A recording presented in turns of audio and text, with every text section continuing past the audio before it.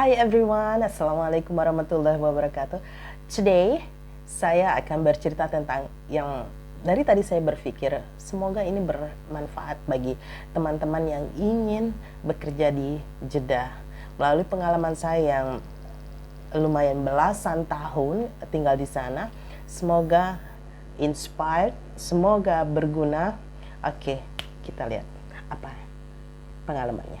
Nah, sejarahnya berawal dari ibu saya mengunjungi salah satu saudaranya, bisa dibilang sepupu mungkin ya, tapi sepupunya itu lebih muda usianya dari saya. Iya, usia SMA gitu. Nah, sepupu itu niatnya katanya kerja di Jeddah. Maka mama waktu itu nengok dia di PJTKI. Entah apa, kenapa tiba-tiba ada orang yang nawarin mama kerja di sana. Katanya, Bu, di sana ada lowongan di salon. Kebetulan mama saya basicnya di salon ya. Beliau punya salah satu beauty salon di Jakarta.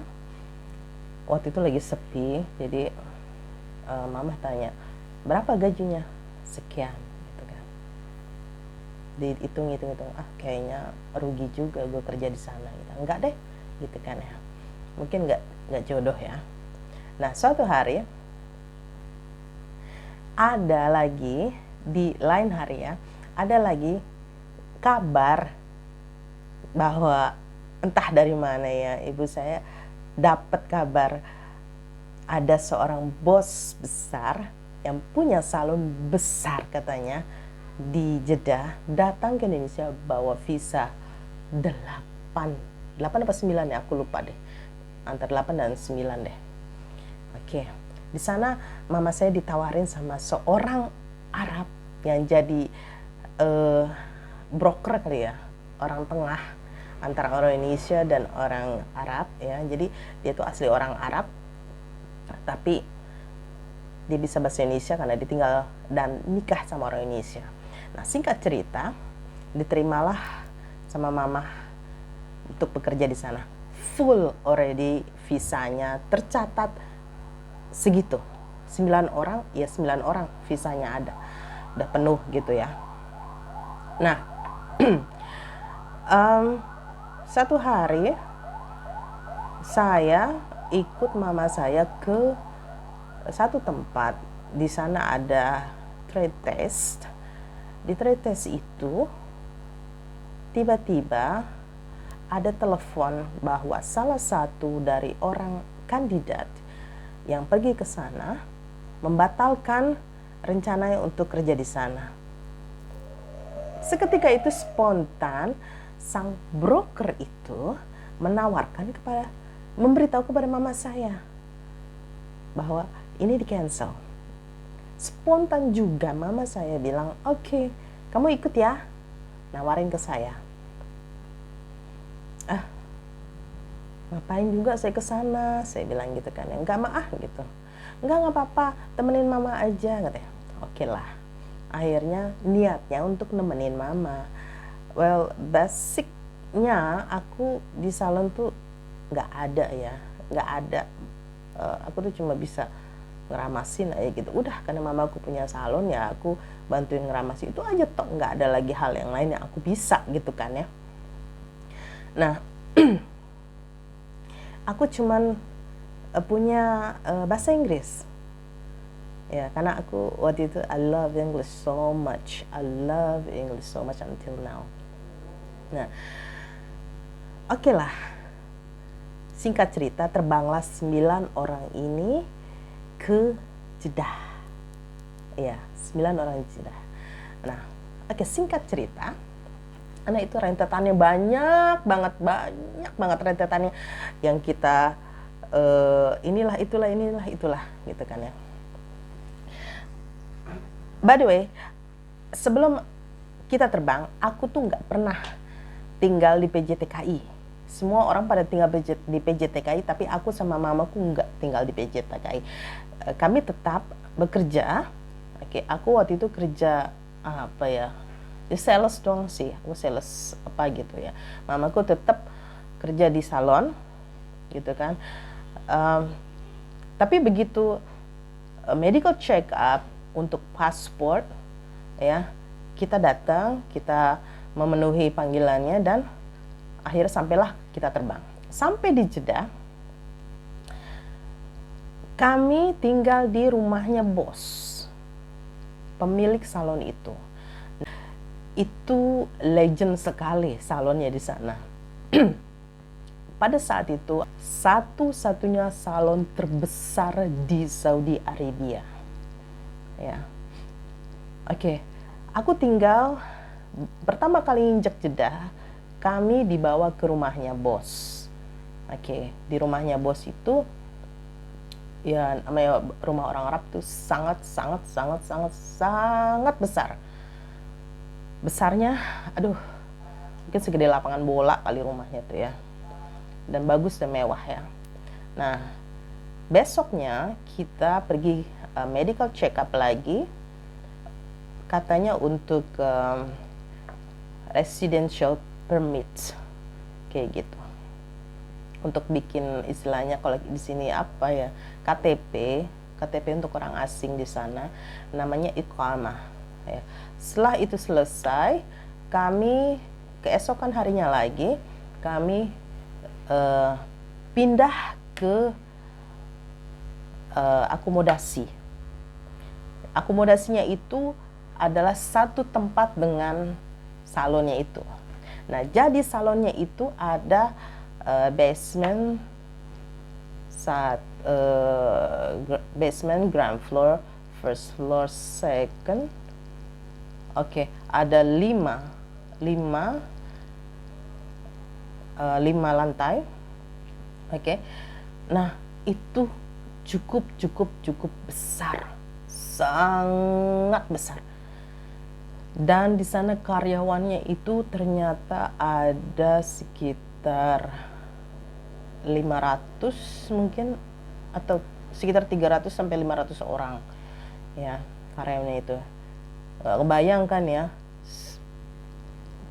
Aku kebetulan pokoknya kalau ngelihat sebuah mall ya, itu gedenya segitu. Gedenya segede mall. Nah,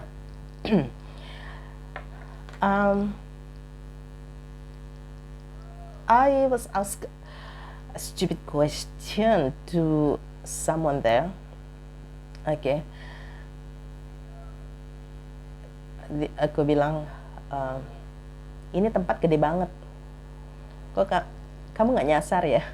Stupid banget. Dia hanya tersenyum. Oh enggak, aku udah hafal, kata dia.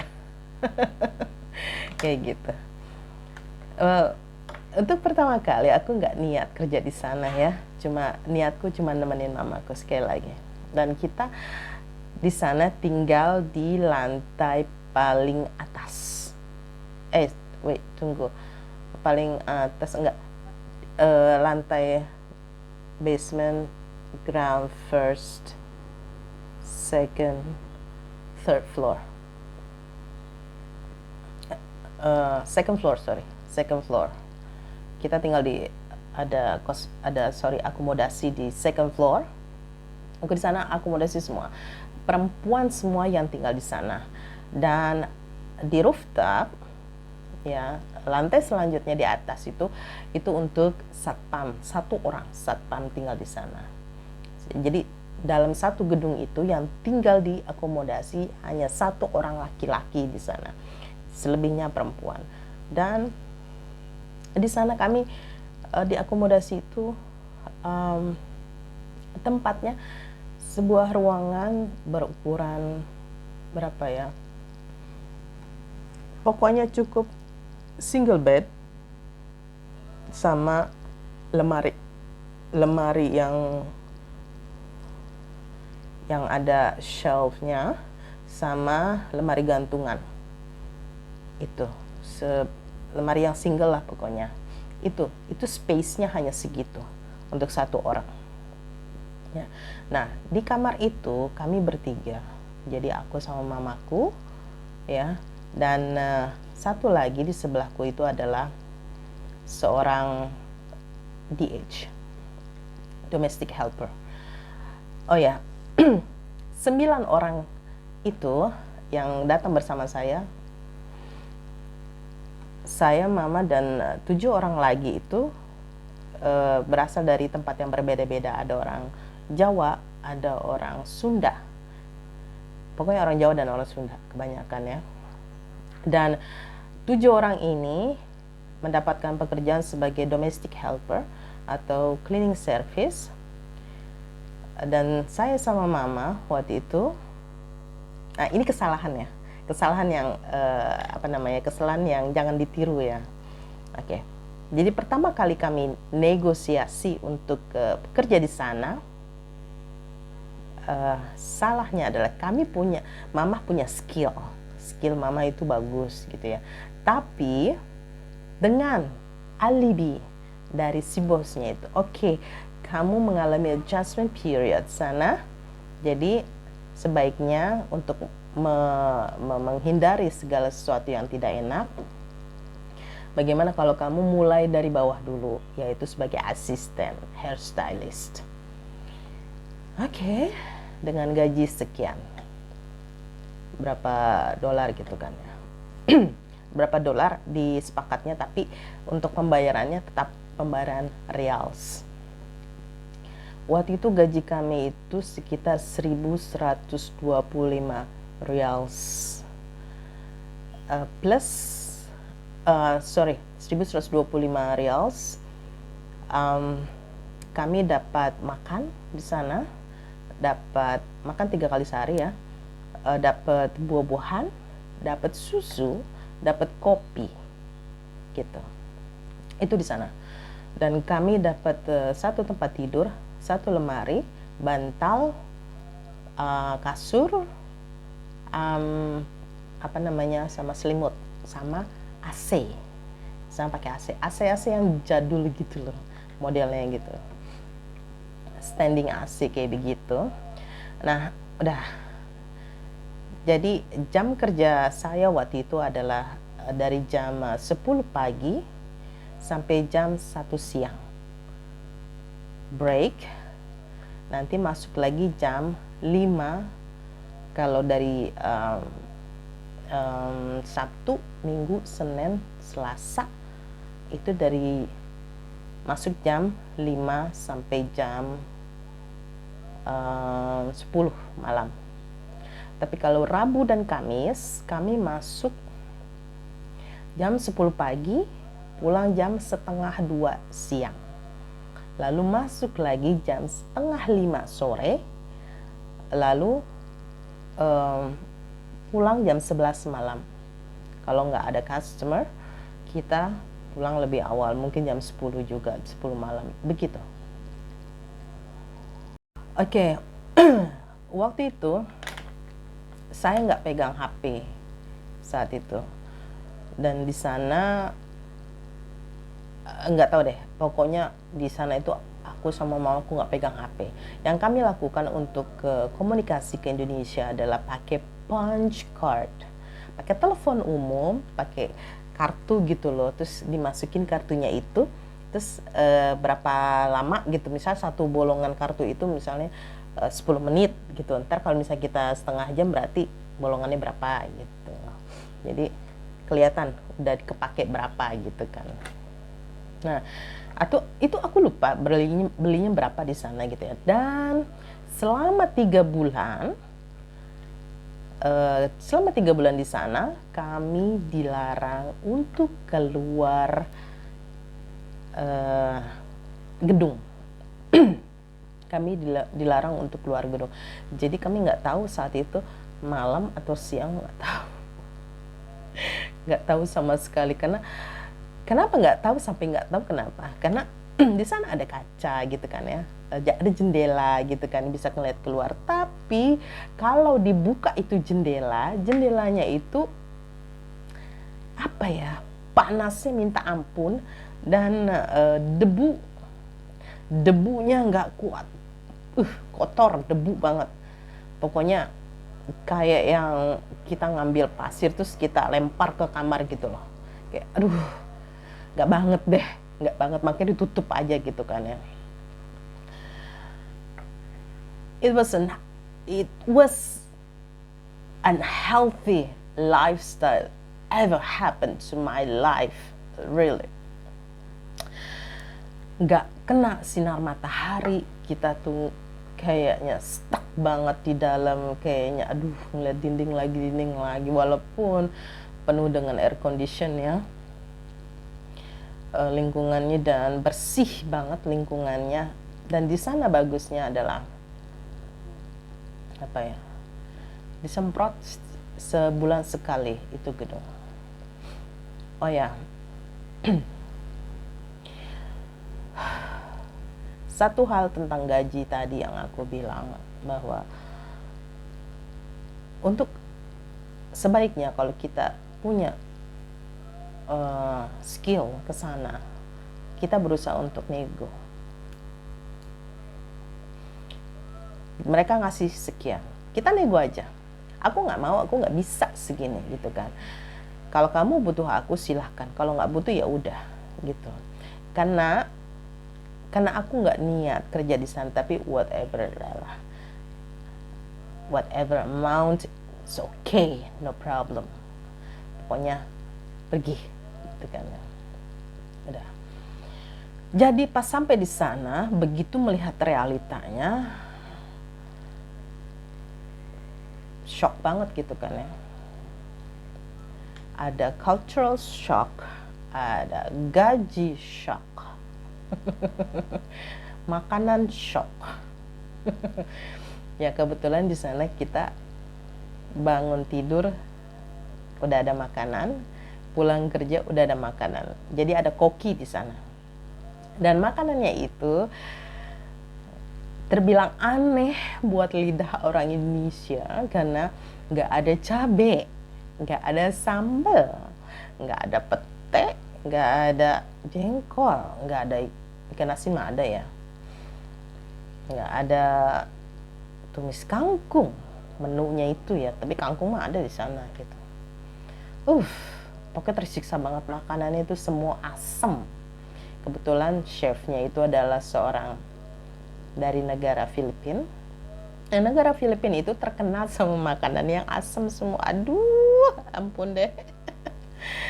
Itu gigi rata-rata orang di sana tuh emang, orang teman-temanku di orang Filipina emang giginya itu bermasalah karena kebanyakan makan asam. Masak kangkung pakai asam, masak ikan pakai asam. Bukan asam ya, apa? Pakai cuka. Ini pakai cuka, itu pakai cuka. Telur, goreng telur, cocolannya cuka. Terus bikin bakwan, cocolannya cuka. Apa-apa cocolannya cuka. Aku sama mama aku stres banget makan waktu itu gitu ya. Aku nggak bisa makan kayak gitu ya. Nah akhirnya kita komplain ke bos, aku nggak bisa makan gitu. Nah karena komplain kita itu, akhirnya bos ngasih uang food allowance. Food allowance itu sekitar 300 rial, sekarang setara dengan 1.100.000. Coba 12 1 9 10 ya, 1.100.000 sekitar segitu. 15 1 9 10 ya, 1.100.000. 1.100.000 cukup apa? Cukup banget, karena di waktu itu kita jadi digabung sama mamaku, jadi satu bulan kita dapat 600 rials, dan itu 100 rials itu bisa buat 1 minggu makan kita. Nah di situ, wah, troli itu penuh banget ya, namanya troli itu. Beras, jujur beras di sana enak ya, beras dari Thailand tuh enak banget. Kita selalu makan beras yang bermerek Umbrella, warnanya merah. Jadi kayak apa sih namanya? Gambar itu gambar kayak pohon Natal gitu. Pohon Natal terus ininya merah gitu. Pohon Natal warnanya kuning, itunya merah. sekitarannya. Itu enak banget. Pokoknya yang di Jeddah cari Umbrella namanya, pokoknya enak ya. Nggak tahu ya sekarang nama ininya apa gitu kan ya. Oke, itu sekilas perjalanan begitu sampai di sana. Dan ingat, catatan yang penting pertama adalah jangan mau dikasih harga segitu yang mereka tawarin.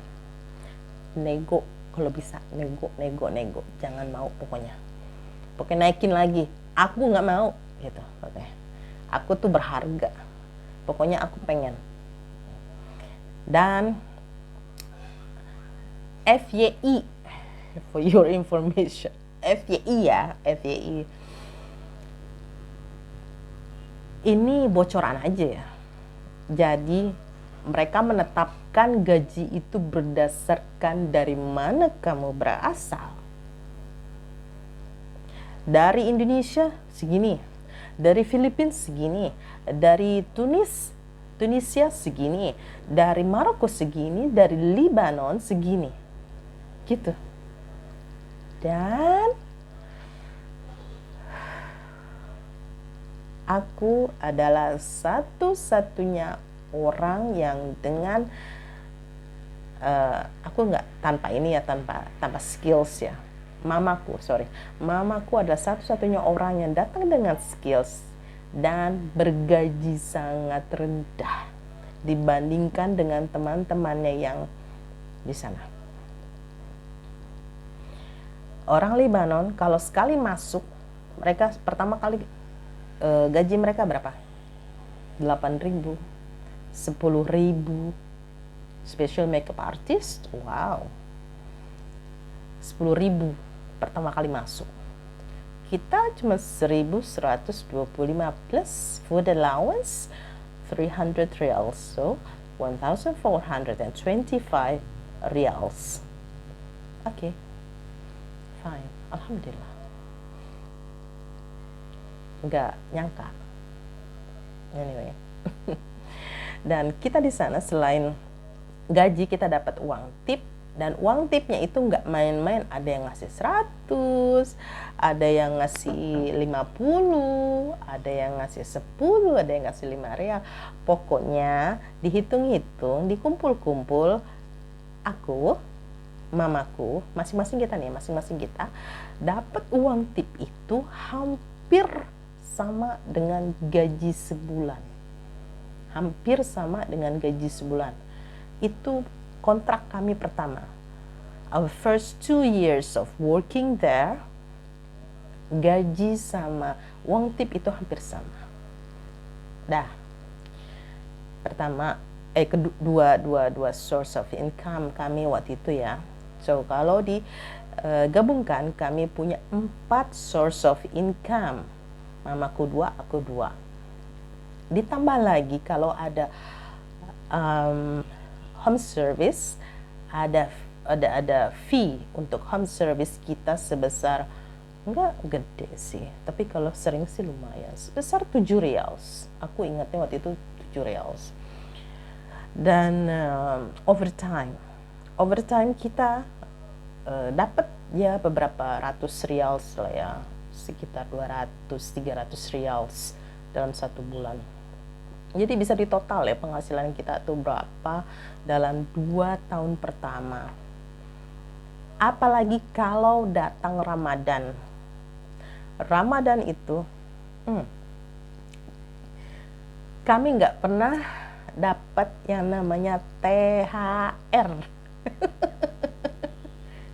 Asli, 13 tahun aku kerja di sana, aku nggak tahu yang namanya THR.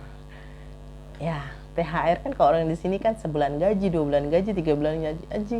Enggak, itu mah aku sama mamaku itu cuma dikasih apa ya, uang jajan kali ya, uang beli permen gitu. Karena kalau lebaran itu dapatnya non muslim dapat 100 dan muslim dapat 200 riyals. Itu. Selama 13 tahun segitu 200 riyals. Jadi kalau nanya, berapa THR kamu? Oh my God, apa itu THR? Aku nggak tahu pokoknya. Kayaknya kejatuhan duren gitu loh kalau dapet THR tuh kayaknya gimana bahagianya minta ampun tapi nggak pernah ngebayangin ke. Okay, uh, that was part 1. Okay, we'll continue at the part 2. Kita lihat storynya apa lagi.